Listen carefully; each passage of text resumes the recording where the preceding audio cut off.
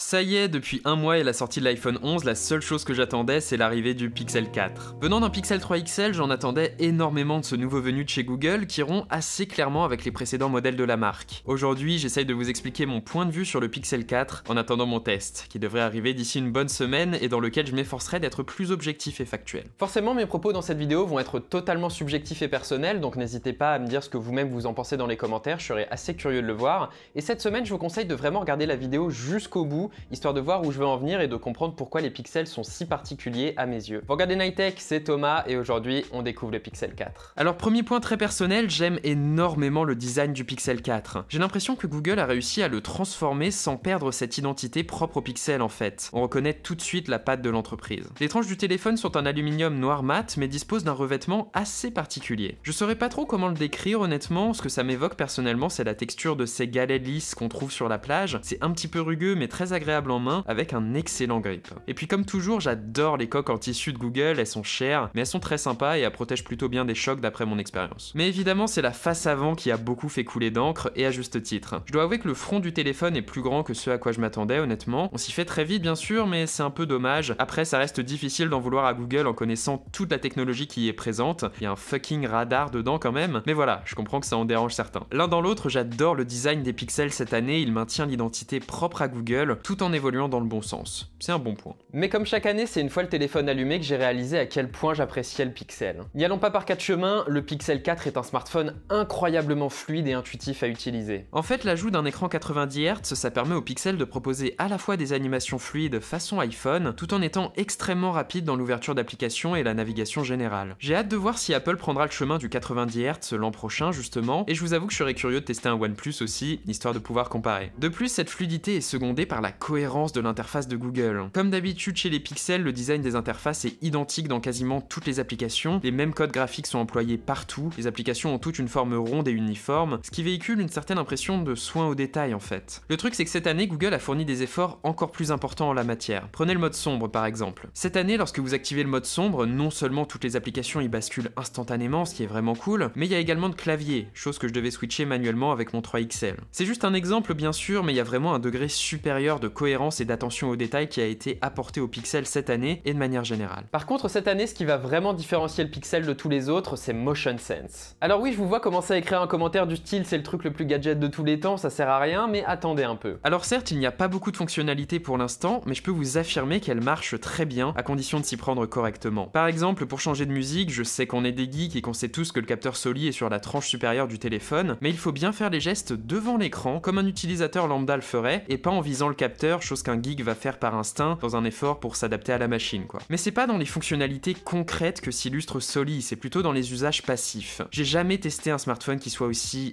intelligent en fait. Le Pixel sait immédiatement quand je vais prendre mon téléphone, il active la reconnaissance faciale ultra rapide dès que je le soulève, sans même que j'appuie sur un quelconque bouton ou sur l'écran, il sait quand je le regarde, il sait quand j'ai besoin d'informations sur mon itinéraire pour aller au boulot. C'est un peu flippant et je peux comprendre que ça plairait pas à tout le monde, mais j'ai jamais eu autant l'impression d'avoir un téléphone aussi souple et qui s'adapte autant à mes usages. C'est là précisément ce que Google fait le mieux et qui le différencie. Ce téléphone est un véritable assistant et c'est le meilleur en termes d'expérience utilisateur. Et c'est là son défaut quelque part, la plus grande force du Pixel 4, et bah je peux difficilement vous la montrer en vidéo. De la même façon, c'est très difficile de s'en rendre compte quand tu te sers du téléphone qu'une ou deux semaines comme smartphone secondaire, et c'est normal quelque part, c'est un téléphone dur à tester. Et ce sera un peu la conclusion de cette vidéo, les Pixels ont cette espèce de malédiction qui fait qu'ils sont toujours un peu incompris dans la scène tech. Sur le papier, ils ne tiennent jamais la comparaison par rapport aux autres téléphones Android, et pourtant dans la pratique, après quelques semaines et en s'immergeant dans l'écosystème de Google, il est extrêmement difficile de ne pas les apprécier, malgré leurs nombreux défauts, et ça on en parlera dans mon prochain test. Bref, cette année encore, je suis assez fier d'être un membre de la Team Pixel, j'ai l'impression que Google a incorporé pas mal de nouveautés dans ce Pixel 4 qui vont dans le bon sens et qui sont assez originales sous Android.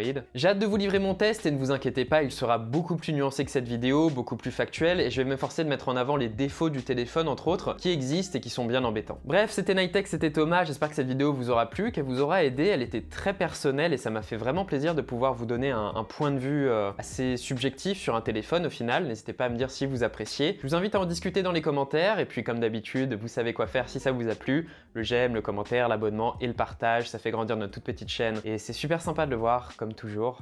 Et moi je vous dis à la prochaine les gars. Allez, salut!